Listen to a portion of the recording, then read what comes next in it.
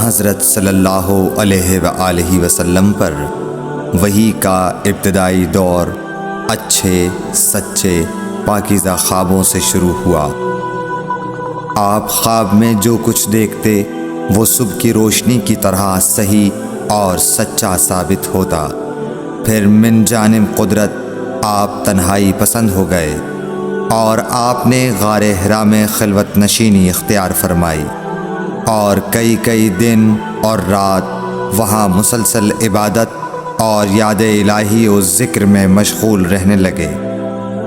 جب تک گھر آنے کو دل نہ چاہتا توشہ ہمراہ لیے ہوئے وہاں رہتے۔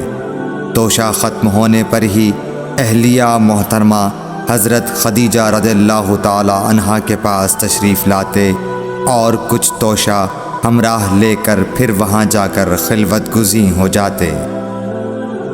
یہی طریقہ جاری رہا یہاں تک کہ آپ پر حق منکشف ہو گیا اور آپ غار حرا ہی میں قیام پذیر تھے کہ اچانک حضرت جبرائیل علیہ السلام آپ کے پاس حاضر ہوئے اور کہنے لگے کہ اے محمد پڑھو۔ آپ فرماتے ہیں کہ میں نے کہا کہ میں پڑھنا نہیں جانتا۔ آپ صلی اللہ علیہ وسلم فرماتے ہیں کہ فرشتے نے مجھے پکڑ کر اتنے زور سے بھینچا کہ میری طاقت جواب دے گئی۔ پھر مجھے چھوڑ کر کہا پڑھو۔ میں نے پھر وہی جواب دیا کہ میں پڑھا ہوا نہیں ہوں۔ اس فرشتے نے مجھ کو نہایت ہی زور سے بھینچا کہ مجھ کو سخت تکلیف محسوس ہوئی۔ پھر اس نے کہا کہ پڑھ۔ میں نے کہا میں پڑھا ہوا نہیں ہوں۔ فرشتے نے تیسری بار مجھ کو پکڑا اور تیسری مرتبہ پھر مجھ کو بھینچا۔ پھر مجھے چھوڑ دیا اور کہنے لگا کہ پڑھو اپنے رب کے نام کی مدد سے جس نے پیدا کیا اور انسان کو خون کی پھٹکی سے بنایا۔ پڑھو اور آپ کا رب بہت ہی مہربانیاں کرنے والا ہے۔ بس یہی آیتیں آپ حضرت جبرائیل علیہ السلام سے سن کر اس حال میں غار حرا سے واپس ہوئے کہ آپ کا دل اس انوکھے واقعے سے کانپ رہا تھا۔ آپ حضرت خدیجہ کے ہاں تشریف لائے اور فرمایا کہ مجھے کمبل اوڑھا دو، مجھے کمبل اوڑھا دو۔ لوگوں نے آپ کو کمبل اوڑھا دیا۔ جب آپ کا ڈر جاتا رہا تو آپ نے اپنی زوجہ محترمہ حضرت خدیجہ رضی اللہ تعالی عنہا کو تفصیل کے ساتھ یہ واقعہ سنایا اور فرمانے لگے کہ مجھ کو اب اپنی جان کا خوف ہو گیا ہے۔ آپ کی اہلیہ محترمہ حضرت خدیجہ رضی اللہ تعالی عنہا نے آپ کی ڈھارس بندھائی اور کہا کہ آپ کا خیال صحیح نہیں ہے۔ اللہ کی قسم آپ کو اللہ کبھی رسوا نہیں کرے گا۔ آپ تو اخلاق فاضلہ کے مالک ہیں۔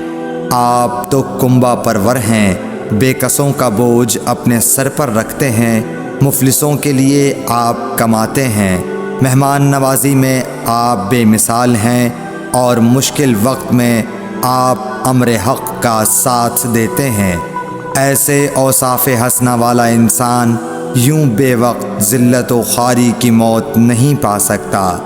پھر مزید تسلی کے لیے حضرت خدیجہ رضی اللہ تعالی عنہا آپ کو ورقہ بن نوفل کے پاس لے گئیں جو ان کے چچا زاد بھائی تھے اور زمانہ جاہلیت میں نصرانی مذہب اختیار کر چکے تھے اور عبرانی زبان کے کاتب تھے۔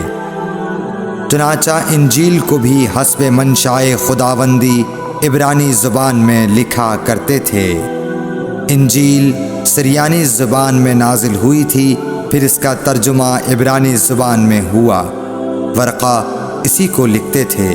وہ بہت بوڑھے ہو گئے تھے، یہاں تک کہ ان کی بینائی بھی رخصت ہو چکی تھی۔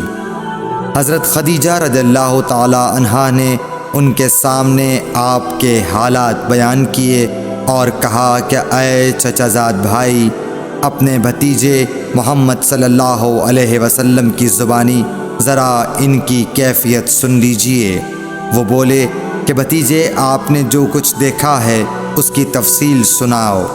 چنانچہ آپ صلی اللہ علیہ وآلہ وسلم نے از اول تا آخر پورا واقعہ سنایا، جسے سن کر ورقہ بے اختیار ہو کر بول اٹھے کہ یہ تو وہی ناموس معزز رازدان فرشتہ ہے جسے اللہ نے حضرت موسیٰ علیہ السلام پر وحی دے کر بھیجا تھا۔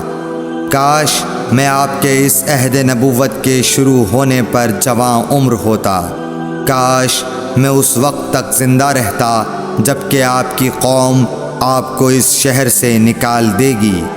رسول کریم صلی اللہ علیہ وآلہ وسلم نے یہ سن کر تعجب سے پوچھا کہ کیا وہ لوگ مجھ کو نکال دیں گے، حالانکہ میں تو ان میں صادق و امین و مقبول ہوں۔ ورقہ بولا، ہاں یہ سب کچھ سچ ہے، مگر جو شخص بھی آپ کی طرح امر حق لے کر آیا لوگ اس کے دشمن ہی ہو گئے ہیں۔ اگر مجھے آپ کی نبوت کا وہ زمانہ مل جائے تو میں آپ کی پوری مدد کروں گا، مگر ورقہ کچھ دنوں کے بعد انتقال کر گئے، پھر کچھ عرصے تک وحی کی آمد موقوف رہی۔ صحیح بخاری حدیث نمبر 3۔